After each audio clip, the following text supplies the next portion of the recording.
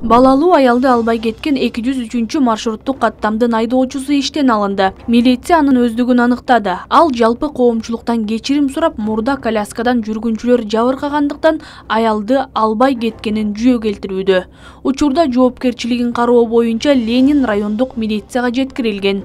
Андан тышкары 10 000 сом айып салынды.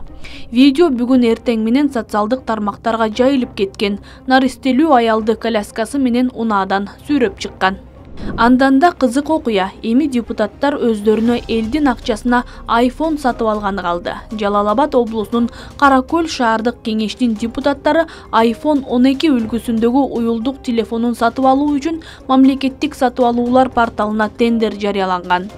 Мындан тышкары Powerbank, Apple түзмөктөрү үчүн стереоконденсатор, микрофонун жана бул телефонго батарея алат. Ал үчүн 150 000 сом сарптоо пландалган.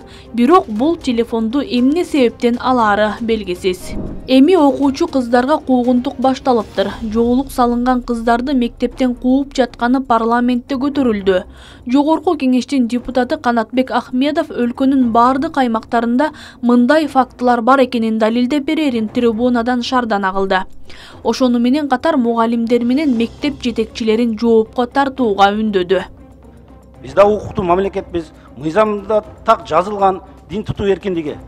Алардын акысыны, укугуну ким эмне үчүн тебелейт алар? Жооп бериш керек аларга. Сөзсүз төрайым, сиз протокол тапшырма берип койсоңуз, ал каралыш керек.